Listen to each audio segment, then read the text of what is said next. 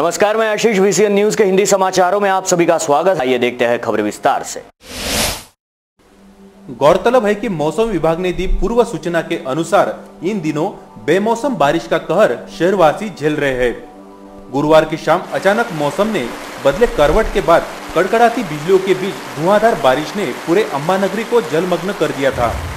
बारिश के कहर ने नमूना परिसर के अम्बा नाले से सटे अनेकों मकानों के साथ ही दुकानों एवं मंदिर में भी पानी घुस गया था, जिससे सैकड़ों परिवारों के सामान तहस-नहस हो गए थे।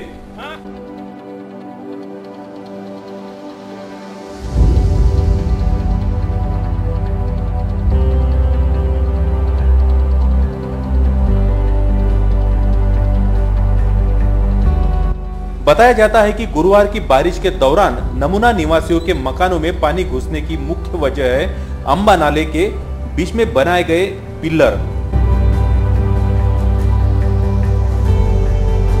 जिससे पानी का तेज प्रवाह प्रभावित हुआ और पानी ने रुख किया परिसर के मकानों का।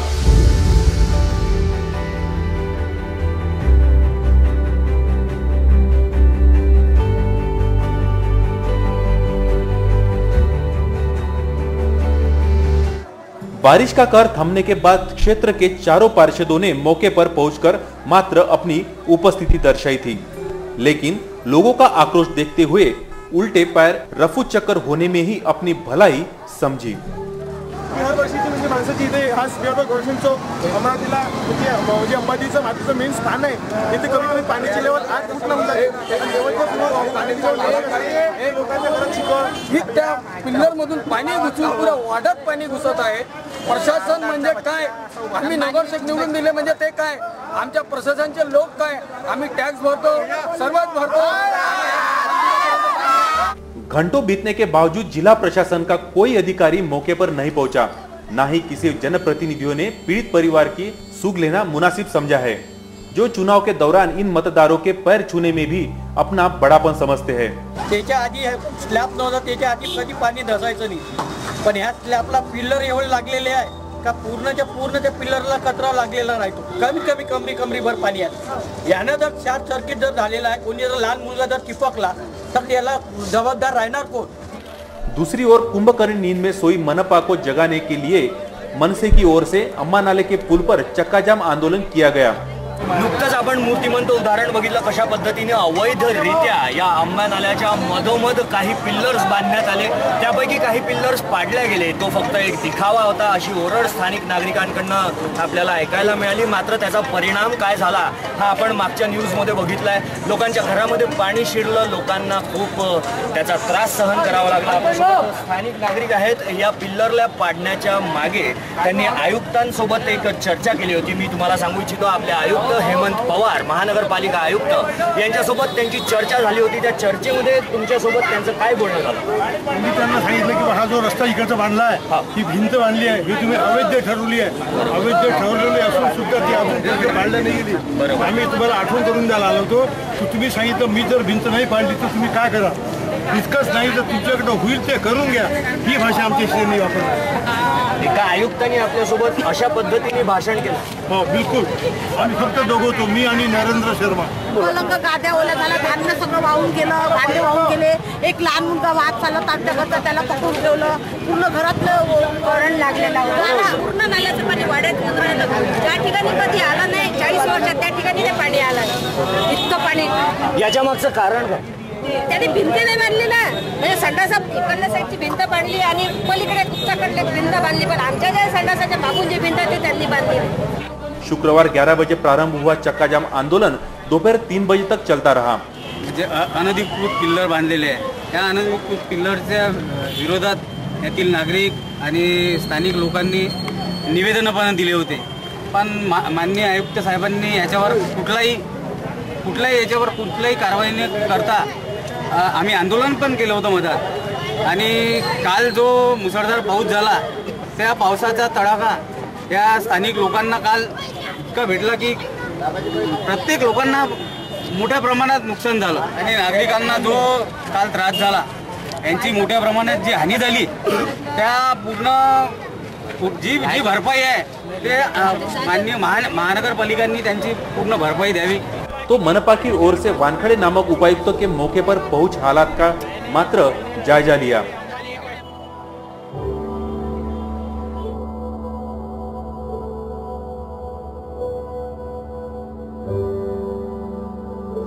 नगरसेवक होतो त्यावेळेस मी सगळ्यात पहिले आवाज उचलला होता, पण ज्यावेळेस बांधकाम चालू होतं काँग्रेसची सत्ता महानगरपालिकेत होती, मी त्यावेळेस नगरसेवक होतो, विरोधी पक्षानंतर नेत्यानंतर झालो। मी त्यांना ती परिस्थिती समजावून सांगितली की तुम्ही हे नाल्यामध्ये जे पिल्लर बांधत आहात हे भविष्यात तुम्हाला घातक ठरेल। आणि मी त्याच्यावर फार वेळ चर्चा केली होती सभागृहात, का मग तुम्ही हे नाल्या जो बांधत आहे, पूल बांधत आहे, पुलाची बांधणी कशी केली पाहिजे। नंतर मी त्यांना त्याचे नकाशे काढायला लावले, तर नकाशे काढल्यानंतर त्या नकाशे 2 वेळा चेंज केले त्यांनी।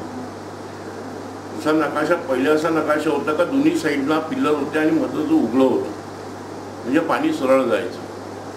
नंतर तो नकाशा चेंज केला, नंतर त्यांनी दुसरा पिल्लर आणली आहे, असे यांनी 2 वेळा नकाशे चेंज केले। सभागृहात मी बोलत असताना 1-2 नगरसेवकांना थोडं वाईट वाटलं होतं, त्यावेळेस मी याला काय समजते याही प्रकारच्या माझ्यावर टीका झाल्या होत्या।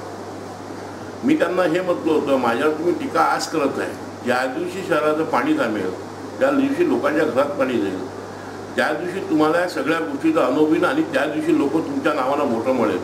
मी ह्यांना त्यावेळी समजावलं होतं। मिलिंदजी बांबर हे नगरसेवक होते, त्यांनी त्यांच्या पक्षाच्या सत्तेत असल्यामुळे त्यांनी तो पक्ष धरून 2 वेळा विषय तोही लावला, त्यांनी त्यांच्याच पक्षाने त्याला बगल दिली। आणि तुम्ही सत्ताधारी असताना तुमच्या नगरसेवकात तुम्ही ऐकत नाही, आमचं सोळा आम्ही तुमच्या विरोधात आहे तरी ऐकत। नगरसेवक तुषारभाऊ भारतीय यांनी नवीन विषय आणला, त्याचं स्ट्रेचर होणार आहे, स्ट्रेचर मला आता पण नाही समजलं का स्ट्रेचर रिपोर्ट केव्हा येईल आणि तो रिपोर्टाचं काय झालं। मी त्या संदर्भात 2-3 वेळा नमुने स्वतः वैयक्तिक गेलो होतो, ती परिस्थिती पाहिली होती मी। त्यावेळेस ते नगरसेवक तिथले आमचे आयुक्त होते, त्यांनाही समजावून सांगितलं का मी पहा भविष्यात याची तकलीफ इतकी होईल का की आज ते जाणवत आहे। म्हणजे अशा प्रकारच्या यांनी कुठं बांधकाम केलं आणि समजून नाही घेतलं। कोणतीही गोष्टी बांधकाम करत असताना विचारपूर्वक पुढच्या भविष्याचा विचार केला गेला पाहिजे, यांनी हा कोणताही विचार नव्हता केला। आणि नेहमीच यांना काही समजत नाही, याला काही समजत नाही, तो नवीन आहे, हा जुना आहे, अशानं होत नसते। हर माणसाचे आपापले विचार असतात आणि त्याचे विचार ऐकले गेले पाहिजे, विचार ऐकून त्याच्यामधून कुठेतरी चांगली व्यवस्था केली गेली पाहिजे। पण हे आपली एकेरी भाषा लोकांसोबत वापरून त्या सभागृहात त्यांनी कोणताही विचार केला नाही आणि आज त्याची सभागृह अमरावती शहराला पोहोचली। लेकिन स्मार्ट सिटी के बात करने वाले अम्बा नगरी के किसी भी जनप्रतिनिधि ने पीड़ित परिवार के लिए किसी भी प्रकार के आर्थिक मुआवजे की ना ही मदद की है, ना ही कोई आश्वासन दिया है। यह है हमारे शहर के जनप्रतिनिधियों के वास्तविक चेहरे। नमूना निवासियों ने इस संदर्भ में बताया है कि इस प्रकार की संभावित घटना को लेकर यहाँ के नागरिकों ने अपने जनप्रतिनिधियों तथा मनपा प्रशासन को अनेकों बार अवगत करा चुका है। हा जो अंबा नाल्यावर पूल झाला होता एकविरा देवी आणि अंबादेवीच्या पार्किंगसाठी, हा जेव्हापासून सुरुवात आहे तेव्हापासून मी या पुलाचा बांधकामाचा विरोध करत आला, कारण की मी स्वतः इंजिनियर असल्यामुळे मला माहिती होतं की हे जे कॉलम टाकले आहे ते जे कॉलम्स अत्यंत चुकीच्या पद्धतीने टाकले आहे, त्याच्यामुळे जो येणारा छत्री तलावातून येणारा कचरा आहे तो कचरा या पुलाजवळ जमा होईल आणि जे पाणी आहे ते सरळ न जाता आजूबाजूच्या परिसरामध्ये नागरिकांच्या घरामध्ये घुसेल। मागील आपण पाहाल तर ज्या प्रत्येक आमसभेमध्ये मी हा मुद्दा प्रकर्षाने उचलला आहे आणि अत्यंत तीव्रतेने याचा विरोध केला आहे। आणि 1-2 आमसभात असे झाले होते की मी आमसभा सुरूच म्हणजे बंद केली होती आणि जोपर्यंत याच्यावर आपण काही निर्णय घेत नाही अंबा नाल्यावर तेव्हा तोपर्यंत मी आमसभा चालू देणार नाही असा आक्रमक भूमिका घेतल्यामुळे शेवटी महानगरपालिकेने आणि स्थायी समितीने याचं स्ट्रक्चरल ऑडिट करण्याचं ठरवलं होतं। 3 पिलर तोडले आहे समोरचे, आपल्याला पाहत आहे पुलाजवळचे पिलर। पण यांना आणि प्रॉब्लेम कसा आहे, हा जो नाला आहे हा नाला पावसाळ्या अगोदर बॉटमपासून साफ व्हायला पाहिजे, अत्यंत लक्ष देऊन, कारण की आपल्याला माहिती आहे दर पावसाळ्यामध्ये इथे पुराची भीती असते, त्यामुळे हा नाला बॉटमपासून साफ झाला पाहिजे यासाठी विशेष करून लक्ष द्यायला पाहिजे। नगरसेवक होते सर्व, बाकीचे सर्व नावं घेत नाही, मी त्या भागाचा नगरसेवक नसताना सुद्धा मी स्वतः उभं राहून हा पूर्ण नाला बॉटमपासून साफ केला होता आणि ट्रकने हा सर्व मलबा उचलला होता, त्यामुळे इथे मागच्या वर्षी पाऊस असताना सुद्धा पाण्याचा त्रास झाला नव्हता। आणि आता मला तर असं वाटतं की प्रशासनाने अत्यंत गंभीरपणे याचा विचार करून या नाल्याचा बंदोबस्त कसा करता येईल आणि हे पिल्लर काढून आणि ह्या नाल्याची खोली कशी वाढवता येईल जेणेकरून या नाल्याचं पाणी आजूबाजूच्या परिसरामध्ये जाणार नाही या दृष्टीने प्रयत्न करणार पाहिजे। अन्यथा आम्ही आमच्या पद्धतीने जे आंदोलन सुरू केले होते ते आंदोलन आता परत पुन्हा आम्ही सुरू करण्याची वेळ आली है। लेकिन अम्बा नाले पर पिलर बनाकर स्लैब डालने की यह योजना के पीछे सफेद पोशों का व्यक्तिगत स्वार्थ का पाप गुरुवार को हुई बारिश के कहर के बाद सामने आया है, जिसे देखते हुए कहना अनुचित नहीं होगा कि हमारे जनप्रतिनिधियों की संवेदनाएं मर चुकी है।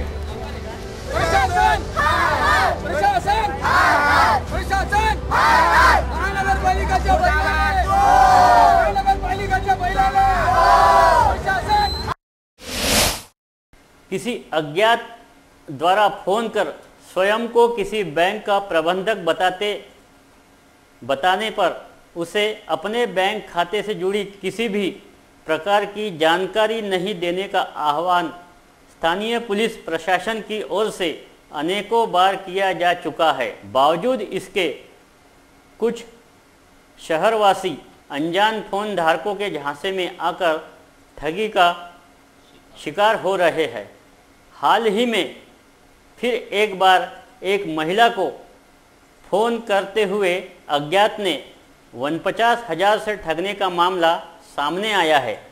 जानकारी के अनुसार गाड़गेनगर थाना क्षेत्र के सौरभ कॉलोनी निवासी एक महिला के मोबाइल पर फोन कर अज्ञात ने अपना परिचय बैंक प्रबंधक के रूप में देते हुए उस फोन करने वाले अज्ञात ने तुम्हारा एटीएम की वैलिडिटी समाप्त हो रही है, अतः नए एटीएम कार्ड के लिए एटीएम का गुप्त कोड क्रमांक बताओ, जिस पर संबंधित महिला ने अपने एटीएम का क्रमांक बता दिया।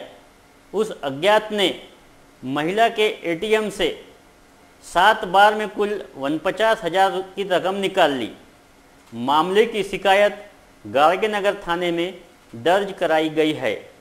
शहर में हो रही इस प्रकार की धोखाधड़ी को लेकर VCN न्यूज़ चैनल ने शहरवासियों को आह्वान किया है कि ऐसे किसी अज्ञात के फ़ोन पर पुलिस के अलावा VCN न्यूज़ चैनल को भी इस संदर्भ में जानकारी दे, जिससे ऐसी घटना पर शिकंजा कसा जा सके। ऐन दीपावली के मुहाने पर शहर के राजेंद्र नगर निवासी शिंदे परिवार पर मातम के बादल छा गए, क्योंकि इस परिवार के 48 वर्षीय मुखिया संजय शिंदे ने अपने घर के भोजन कक्ष में दुपट्टे से फांसी लगाकर आत्महत्या कर ली। मृतक संजय के बेटे ने स्वयं ही राजापेट थाने में पहुंच इस मामले की शिकायत दर्ज कराते हुए बताया है कि उनके पिता ने काफ़ी लोगों से कर्जबाजारी कर रखी थी, जिसके चलते वे पिछले कुछ दिनों से मानसिक रूप से परेशान भी थे। मौके पर पहुंची पुलिस ने घटनास्थल का पंचनामा करने के बाद शव को जिला सामान्य अस्पताल के शवागार भिजवाया। जैसे जैसे दीपावली का पर्व नज़दीक आ रहा है, पटाखा व्यवसायियों को अपनी अपनी पटाखा दुकानों को लेकर चिंता सता रही है।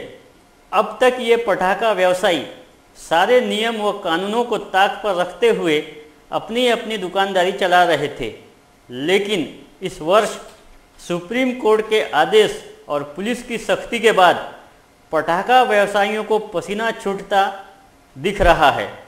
इस संदर्भ में और जानकारी के अनुसार अब शहर के राजापेट पुलिस थाना क्षेत्र के सूतगिरनी मैदान में 50, नरसम्मा कॉलेज मैदान पर 40, बडनेरा के 2 अलग अलग मैदानों में 35 और स्थानीय साइंस कोर मैदान में 50 पटाखा व्यवसायियों को दुकान लगाने की इजाज़त दी गई है। शहर के कुल 220 पटाखा व्यवसायियों में से उन 140 पटाखा व्यवसायियों के जगहों का लाइसेंस रद्द किया गया है, जो स्थायी रूप से शहर के भीड़ भाड़ वाले जगहों पर अपनी दुकानदारी चला रहे थे।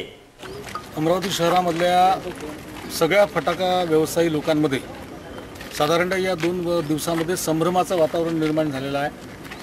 आपलं दुकान कुठे लागेल की नाही लागेल, आपल्याला परवाना मिळेल की नाही मिळेल, अशा अनेक प्रश्नांनी सगळे फटाका व्यवसायी त्रस्त आहेत। सगळ्या फटाका व्यवसायांनी संपर्क साधल्यानंतर आज आपल्या राज्याचे गृहराज्यमंत्री माननीय डॉक्टर रणजित पाटील यांची आम्ही सगळ्या फटाका व्यवसायी लोकांसोबत भेट घेतली. त्यांच्या मनात जे काही प्रश्न आहेत आणि जी संभ्रमावस्था आहे, त्यांच्या व्यवसायावर जे काही एकूण संकट आहे, या संकटाच्या संदर्भात डॉक्टर रणजित पाटील यांच्याशी चर्चा केली.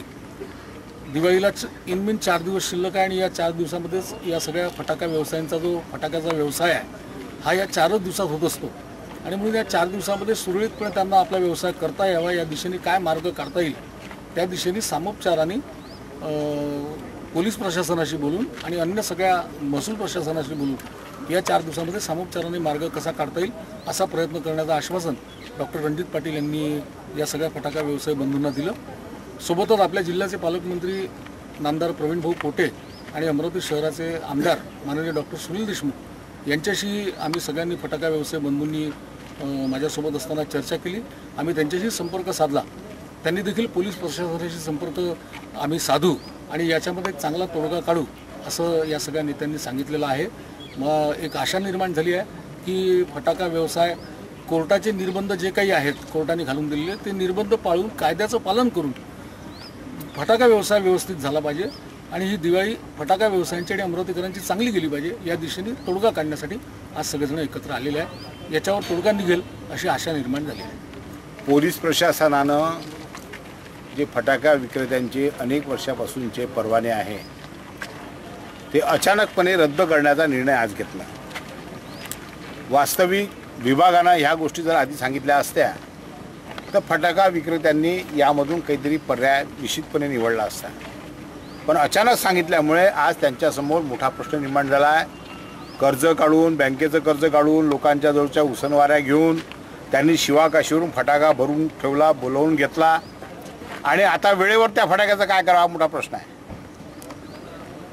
आणि अमरावती शहरात असं एकमेव मैदान नाही. गेल्या 40 वर्षापासून नेहरू मैदानमध्ये फटाका दुकानं लागत होतात आणि अतिशय व्यवस्थितपणानं त्या ठिकाणी 40 वर्षापासून फटाका मार्केट लागते आहे, व्यवस्थित सुरू आहे. त्याचप्रमाणे जे स्थानिक लोक आहेत, जे स्थानिक ठिकाणी फटाके लावतात त्यांचीही दुकानं अत्यंत व्यवस्थितपणानं सुरू होते, नियमानुसार सुरू होते. परंतु हा निर्णय घेतल्यामुळे आज माननीय आम्ही आमदार रणजितजी पाटील, गृह विभाग त्यांच्याकडे आहे, गृह शहर त्यांच्याकडे आहे आणि त्यामुळे त्यांच्याकडे आलो. कारंजा तहसील के कामर गांव में 14 वर्षीय तन्मय हुआ लोड शेडिंग का शिकार. अचानक बिजली आ जाने से मोटर बंद करने गया तन्मय शॉक लगने से अपनी जान गंवा बैठा. कामर गांव में मातम छाया हुआ है. तन्मय के मौत के जिम्मेदार कौन? मासूम तन्मय के लिए गांव वाले पूछ रहे हैं सवाल. हिंदी समाचारों में वक्त हो चला है एक छोटे से ब्रेक का. कहीं मत जाइए, देखते रहिए VCN न्यूज. दिवाली में शॉपिंग करना कितना महंगा हो जाता है, ऊपर से मार्केट में पार्किंग का झंझट और ऑनलाइन में भी कपड़े की परख नहीं हो पाती. क्या करूं? बिजीलैंड मार्केट चलो. बिजीलैंड? हाँ, भारत का सबसे बड़ा किफायती मार्केट बिजीलैंड, जहाँ चल रहा है शॉपिंग फेस्टिवल. हर खरीदारी पर है निश्चित उपहार और होंडा एक्टिवा जीतने का मौका भी. साथ ही kids wear, men's wear, coat suit, suiting shirting, fancy साड़ियाँ, kurti, salwar suit, bag, shoes, sandal और हैंडलूम के सैकड़ों भव्य शोरूम एक ही स्थान पर, यानी एक से बढ़कर एक वैरायटी. आज ही आइए बिजीलैंड मार्केट में, नांदगांव पेठ, अमरावती. पार्किंग की भरपूर व्यवस्था.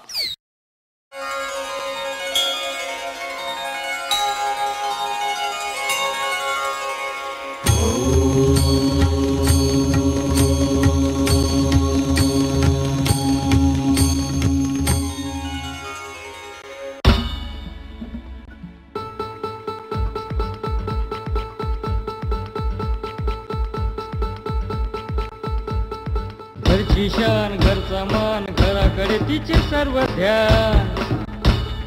कोण आहे ती? अहो हो, कोण आहे ती? गृहलक्ष्मी, गृहलक्ष्मी.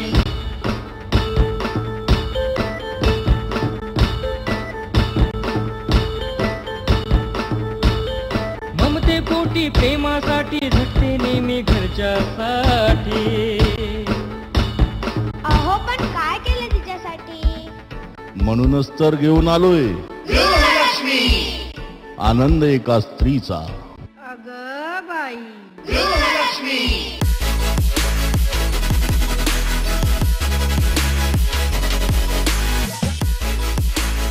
आप देख रहे हैं VCN न्यूज, आपका विदर्भ, आपके समाचार।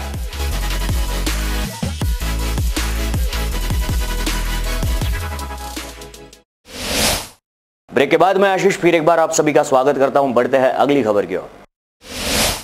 स्थानीय इरविंद रेलवे स्टेशन मार्ग पर साई गजानन महाराज मंदिर परिसर में लोनवी ने मनपा और पुलिस बंदोबस्त में प्याऊ और ऑफिस पर बुलडोजर चलाकर नवनिर्मित सीमेंट रोड में आने वाले बाधाएं दूर की। लोक निर्माण विभाग द्वारा सड़क का निर्माण किया जा रहा है। मनपा के अतिक्रमण विरोधी दल की मदद से कुछ दिन पूर्व भारी तनाव के बीच मंदिर की सीढ़ियों तक का अतिक्रमण हटाया गया था। पहले चरण का कार्य पूर्ण हो गया है, दूसरे चरण का निर्माण कार्य शुरू करवाया जा रहा है, लेकिन इस निर्माण में मंदिर का अतिक्रमण रोड़ा बन रहा है, जिस कारण वह अतिक्रमण निकालने की कार्यवाही शुक्रवार को पूर्ण की गई। पहले ही मंदिर इलाके को अतिक्रमण विरोधी दस्ते ने खाली करवाया था। शुक्रवार को मंदिर का प्याऊ और दफ्तर भी ध्वस्त कर दिया गया। मनपा अतिक्रमण विरोधी दस्ते के प्रमुख गणेश कुत्तर मारे के नेतृत्व में मनपा के अतिक्रमण विरोधी दस्ते ने शहर कोतवाली पुलिस की सहायता से अतिक्रमण हटाया। मंदिर का शेड भी दस्ते ने उखाड़ कर फेंक दिया। मंदिर वाली जगह को विशेष सहूलियत दी गई है। मंदिर की जगह छोड़ बाकी जगह का अतिक्रमण हटाए जाने की जानकारी अधिकारियों ने दी है। परंतु पाणी पिण्यासाठी आम्हाला भरपूर असं इथे जी टाकी तोडली गेली आहे, यामुळे भरपूर त्रास होतोय सर। त्याचबरोबर आमच्यासोबतच कसं आहे, आमच्या इथे लगेच इथे रुग्णालय देखील आहे, इरविंद रुग्णालय म्हणून। त्यामध्ये बरेच असे गरीब घरचे किंवा येणारे जाणारे लोक येणं जाणं असतात, त्यांना सुद्धा पाण्याच्या टाकीचा खूप उपयोग होत होता। त्याचबरोबर रस्त्याने जे आहे आपल्याकडे बरंच वर्दळ असतं, त्यामुळे येणारे जाणारे ट्रॅफिक, येणारे जाणारे पायदळी या पाण्याच्या टाकीचा उपयोग घेत होते आणि उन्हाळ्यामध्येच नाही तर पूर्ण वर्षभर या टाकीत आम्ही पाण्याहून वापर करायचो। पण आता जी काही हे टाकी तोडून आमच्या पाणी पिण्यासाठी सर्वांशी लॉस होत आहे सर। यामध्ये आर्थिक जनता, त्याचबरोबर साधारण जनता, आमच्यासारखे विद्यार्थी, त्याचबरोबर वाटसरू लोक यांचे भरपूर मोठे नुकसान झाले आहे। त्यामुळे माझं सर्वस्वी आपल्याला विनंती आहे की कृपया या टाकीचे पुनर्वसन करावे। जनसामान्यांसाठी पाण्याची व्यवस्था केलेली होती, पण रस्त्याच्या कामाची जेव्हा सुरुवात झाली तेव्हा कुठल्याही प्रकारची पूर्वसूचना न देता गुरांच्या पाण्याची केलेल्या व्यवस्थेचं सुद्धा नासधूस झालेली आहे आणि ही जी जनसामान्यांसाठी पाण्याची सोय केलेली होती त्याचा त्रास आता सर्वसामान्यांना होतोय। जनरली होतं असं की जेव्हा आम्हाला दर्शनाला यायचं असतं किंवा कुठेतरी स्वतःचं दिवसभराचं फ्रस्ट्रेशन हलकं करायसाठी काही वेळ घालवायचा असतो, तेव्हा आम्ही इथे येतो। मी माझ्याबरोबर माझे मित्रही असतील किंवा काही भाविक लोकसुद्धा इथे दर्शनाला येतात, त्यांच्या पिण्याच्या पाण्याची व्यवस्था इथे झालेली असते। मला नेमकं म्हणायचं की प्रशासनाने जर या बाबीकडे जर थोडं लक्ष दिलं तर ही जी गैरसोय होती ही गैरसोय आपण टाळू शकतो। त्यानंतर इथे आपले काही जे जनप्रतिनिधी होते त्यांनी या मंदिराची भूमिपूजन केलं होतं, इथे शिला केली होती। त्यानंतर शिलेनंतर आज ती शिला पण इथली तोडण्यात आलेली आहे। नेमकी ती शिला या इथे नळाच्या जागी दाखवण्यात आली होती। इथे शिलेचं पूर्ण हे दिसत होतं, आज ती पण इथलं जमीनदोस्त झालेली आहे। एकदम SRP पोलीसवाले आणि नगरपालिकेची यंत्रणा गाड्या वगैरे घेऊन एकदम आले। एकाएकी म्हणतो आम्ही की बा काय यंत्र काय कुणावर आहे आज बार, तर एकाएकी एकदम सगळे आले आणि एकदम तोडफोडची कारवाई सुरू केली। अशा स्थितीत म्हणजे सामान लावणं सुद्धा आम्हाला मुश्किल झालं आणि त्यांनी एकाएकी समोरचा फ्रंट जे बाबाच्या कार्याचे कापड वगैरे ठेवण्याची रूम आहे निस्तेनाबूत केली, नुकसान केलं। जानकारी के अनुसार जिले के नांदगांव खंडेश्वर तहसील स्थित ग्राम सिंगनापुर के एक खेत में बने कुएं में करीब 30 वर्षीय अज्ञात युवक का शनिवार की दोपहर शव तैरता पाया गया। यह खबर आग की तरह पूरे सिंगनापुर में फैल गई। अज्ञात ने घटना की सूचना नांदगांव खंडेश्वर पुलिस को दी। जहां पहुंची पुलिस ने कुएं से शव बाहर निकाला। बताया जाता है कि शव के सीधे हाथ पर नितिन लिखा है। आगे की जांच नांदगांव खंडेश्वर के थानेदार कर रहे हैं। यूं तो हमारी मनपा हमेशा बात कर रही है हमारे शहर को स्मार्ट शहर में परावर्तित करने की, लेकिन छोटी मोटी बातें मानो मनपा प्रशासन ध्यान देने की फुर्सत में नहीं है। वह लोगों को आरोग्य से जुड़ी बात पर भी प्रशासन सुस्त है। शहर के पुराने कॉटन मार्केट के पीछे पटवा चौक में गए 4-5 दिनों से एक मवेशी मरा पड़ा है।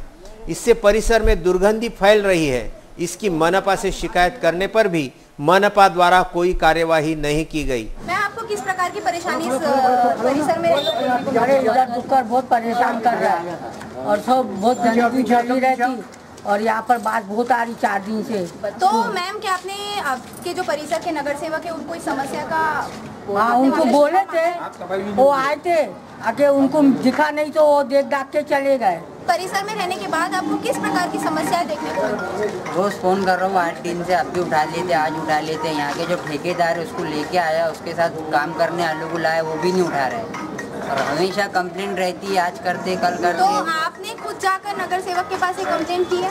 जी हाँ, नगर सेवक के पास जाके कंप्लेंट भी की है और रोज फोन पे करते। तो इस परिसर में रहने के बाद आपको भी इसी तरह अस्वच्छता का सामना करना पड़ता है? बिल्कुल गंदगी में रहना पड़ा, हाथ तो 50 देखे नाले सफा करना पड़ा। पटवा चौक मसानगंज के अंदर पीछे हमारे गली में है छक्की लाल का मकान, उसमें जानवर ऐसे पलते हैं तो किसी ने जानवर पालता हो। हर दिन दीवार 8 दिन में एक जानवर मरता है, उसके अलावा दीवार तक फोड़ डाली, टीने तो तोड़ डाले। हम हमेशा टीन और दीवारें बनाते हैं, फिर बाद में जानवर आगे तोड़ डालते हैं। अभी भी कंडीशन देख लो, दीवार पूरी टूटी हुई है बिल्डिंग की। भारी यातायात के परिसर की यह हालत है तो पिछड़े इलाकों में मनपा क्या करती होगी? मनपा प्रशासन को स्वाइन फ्लू या डेंगू ने पछाड़ा है, ऐसा कहना स्थानिक नागरिकों का। 13 अक्टूबर से शुरू हुए दिव्यांग, अनाथ, विधवा एवं बेघर के हक के लिए और कई मांगों को लेकर विधायक बच्चू कडू द्वारा संत गाडगे महाराज समाधि स्थल के सामने 13 अक्टूबर से शुरू हुए दिव्यांग, अनाथ, विधवा एवं बेघर के हकों के लिए और कई मांगों को लेकर विधायक बच्चू कडू द्वारा संत गाडगे महाराज समाधि स्थल के सामने आमरण अनशन जारी है। इस अनशन को सदिच्छा भेंट देने जिले के पालक मंत्री शनिवार सुबह 10 बजे पहुंचे थे। अधिक जानकारी के अनुसार पालक मंत्री प्रवीण पोटे शनिवार को सुबह 10 बजे उपोषण स्थल पर अपनी शासकीय ताफे के साथ पहुंचे। गाड़ी से उतरने के बाद उन्होंने उपोषण स्थल के सामने बनी झुग्गियां देखी। झुग्गियों में बैठे बेघर जो अनशन बैठे लोगों को देखा और उनसे बात की। इसके उपरांत पालक मंत्री विधायक बच्चू कडू से मिले। इनके बीच कुछ 1 घंटा मुलाकात भी हुई। चर्चा के बाद VCN न्यूज से सीधा संवाद किया पालक मंत्री ने। पालवाले जी लोक आहे, जे निराधार आहे, जे अपंग आहेत, शेतमजूर आहे, यांचा विशाल धरून इथे एक उपोषण घेतलं आहे। त्या उपोषणाला भेट देण्यासाठी राज्याचा राज्यमंत्री आणि महाराष्ट्र अमरावती जिल्ह्याचा पालकमंत्र्यांना करून मी आलो आणि त्यांचे जे विषय आहेत ते समजून घेतले। उद्या याची मीटिंग आम्ही लावू आणि त्या संबंधित जे काही लोक आहेत, ज्या लोकांना राशन कार्ड मिळाले नाही किंवा ज्या लोकांना घरं मिळत नाही, अशा लोकांना ताबडतोब घरं कसं देता येईल, रेशन कार्ड कसं देता येईल, 3% अपंगावरती जो खर्च करायचा आहे शासनाला, नगरपालिका, महानगरपालिका, जिल्हा परिषद, त्या पद्धतीने काय करता येईल या अनुषंगाने उद्या मीटिंग घेऊ आणि ही जी लोकं आहेत, जी निराधार लोक आहेत, की जे लोक त्यांची मुलं शाळेत जात नाही, त्यांच्यासाठी काय करता येईल त्यासाठी आपण उद्या मीटिंग लावणार आहे आणि त्या मीटिंगमधून नवीन काहीतरी संकल्पना तयार करून या सगळ्या लोकांना न्याय देण्याचा प्रयत्न करणार। आज काही आश्वासन देण्यात गेलं का? बच्चू बोल आश्वासन देण्यासारखं काही नाही, कारण बच्चू बोल सगळे नियम सगळ्या गोष्टी माहिती आहेत। त्याच्यामुळं मी माझ्या वतीने पहिलेच सांगितलं की पालकमंत्री या नात्यानंतर आणि महाराष्ट्र राज्याचा राज्यमंत्री या नात्याने की काय कशात ताबडतोब करता येईल। शेवटी बच्चू बोलच धरूनच करायचा आणि याच्यामध्ये शिक्षण हे फार महत्त्वाचं आहे। राईट टू एज्युकेशन हा कायदा आहे आणि या हिशोबाने सगळ्या मुलांना त्यांच्या झोपडीत राहणाऱ्या, पालवत राहणाऱ्या सगळ्या मुलांना शिक्षण मिळालं पाहिजे, त्यांना घर मिळालं पाहिजे। कारण प्रधानमंत्री आवास योजनेच्या अंतर्गत जे काही आपण आवास योजना तयार करतो त्यामध्ये सुद्धा या लोकांना घर मिळालं पाहिजे। स्वतःचं हक्काचं घर, स्वतःला हक्काची जागा, बऱ्याच ठिकाणी शाळा नाही मिळत किंवा काही ज्या काही महत्त्वाच्या गोष्टी आहेत आपल्याला करायचं। वर्धा जिले के बोर अभयारण्य से विगत पिछले माह निकलते हुए वर्धा के ग्रामीण क्षेत्र में एक युवक का शिकार करने के बाद अमरावती जिले के वरुड़ तहसील में एक वृद्धा सहित कुछ मवेशियों को अपना शिकार बनाने वाली आदमखोर शेरनी के लिए शनिवार का दिन मौत का पैगाम लेकर आया। नागपुर जिले के नरखेड़ काटोल में आतंक मचाने के बाद यह नरभक्षी शेरनी ने फिर वर्धा जिले का रुख किया था। सूत्रों की माने तो इस शेरनी को कैद करने के लिए 2 अलग अलग हाथियों पर महावत के साथ वन विभाग के कर्मचारी शेरनी को गोली मारने के लिए प्रयासरत थे। साथ ही हैदराबाद से आई रेस्क्यू टीम भी विगत कई दिनों से नरभक्षी शेरनी के पग चिन्हों के पीछे थी, लेकिन यह आदमखोर शेरनी काफी शातिर दिमाग की थी, जो अपने पीछे आ रहे वन विभाग के कर्मियों को समय समय पर जगा रही थी। नागपुर के जंगलों से निकली इस शेरनी ने संभवतः बीते शुक्रवार की रात यह दोबारा वर्धा जिले की सीमा में प्रवेश किया था। बताया जा रहा है कि वर्धा जिले के ग्राम सिंधी विहीर निवासी भगवान टेकाम ने अपने जवारी के खेत में प्रवाहित किए गए बिजली के खुले तारों के संपर्क में आने से मौके पर ही उस आदमखोर शेरनी के प्राण पखेरु उड़ गए। शमशान भूमि, जिसे समाज में एक अत्यंत आदर की भावना से देखा जाता है। समाज के प्रत्येक व्यक्ति को यह मालूम है कि उसका आखिरी ठिकाना यही है। शहर के गणेश कॉलोनी से सटी हिंदू स्मशान भूमि की तो विदर्भ में ही नहीं अपितु राज्य में चर्चा है। यहाँ की व्यवस्था का बयान शहर से होते हुए जिले के पूरे राज्य में हो चुका है, लेकिन यह हिंदू स्मशान भूमि इन दिनों अपनी कुव्यवस्था के लिए चर्चित बताई जा रही है। हाल ही में 1 महीने से कम की अवधि में हिंदू शमशान भूमि की दफन भूमि में दफन किए गए 2 नवजातों के शव लापता होने की खबरों से शहरवासियों का दिल विचलित कर दिया है। किसी परिवार में हुई कोई अनहोनी के चलते किसी नवजात या परंपराओं के अनुरूप संबंधित को हिंदू शमशान भूमि के दफन भूमि में दफन किया जाता है, जहां उम्र दराज को दफन करने के लिए 5 से 6 फीट का गड्ढा किया जाता है, तो किसी नवजात के लिए मात्र 1 फीट का गड्ढा खोदने का काम हिंदू स्मशान भूमि के कर्मी करते हैं। बताया जाता है कि नवजात के लिए गड्ढा खोदने के एवज में जो रकम संस्था में जमा करनी पड़ती है, उसी में से गड्ढा खोदने वाले को भी मानधन दिया जाता है, लेकिन यहाँ के कर्मी मजबूरी से मुंह मांगी रकम वसूलते हैं। किसी को नहीं दिया तो अपने काम से इनकार कर देते हैं, और जिस परिवार ने मुंह मांगी रकम दी तो उसे मात्र 1 से 2 फीट का गड्ढा खोद कर दिया जाता है। इसी कारण दफन भूमि में घूमने वाले निशाचर जानवर बच्चों के शव को गड्ढों से बाहर निकालकर उन्हें अपना निवाला बना रहे हैं। गत कुछ दिनों पूर्व भी एक नवजात के शव को गड्ढे से निकालकर कुत्तों द्वारा काम तमाम करने की स्याही अभी सूखी भी नहीं कि बीते शुक्रवार को ऐसे ही एक 3 दिन के नवजात को किसी जानवर ने गड्ढे से बाहर निकालकर सफाचट करने के समाचार ने शहरवासियों को हिंदू स्मशान भूमि तथा दफन भूमि की विश्वसनीयता पर प्रश्न चिन्ह निर्माण कर दिया है, जिससे यह कहना अनुचित नहीं होगा कि हिंदू स्मशान भूमि के कर्मचारियों के साथ साथ यहाँ का संचालक मंडल भी हिंदुओं की भावना से हो रहे खिलवाड़ के प्रति गंभीरता नहीं ले रहा है। इस संदर्भ में हिंदू स्मशान संस्था के अध्यक्ष अटल जी से बात करने पर यह पता चला कि आने वाले माह के भीतर हिंदू स्मशान भूमि के चारों तरफ की जो दीवार है उसे पूर्ण रूप दिया जाएगा, जिससे ऐसी कोई आपत्तिजनक घटना फिर से नहीं घटेगी। ये थे आज के हिंदी समाचार। हिंदी समाचारों में आज के लिए बस इतना ही। आप आपके सुझाव एवं समस्याएं हमें भेज सकते हैं। हमारा पता है VCN न्यूज कार्यालय, पहली मंजिल, सावजी कॉम्प्लेक्स, सतीधाम मंदिर रोड, रैली प्लॉट, अमरावती, या फिर आप हमसे सीधा संपर्क कर सकते हैं स्क्रीन पर दिए गए इन नंबरों द्वारा। विदर्भ से जुड़ी तमाम जानकारी के लिए देखते रहिए VCN न्यूज। नमस्कार।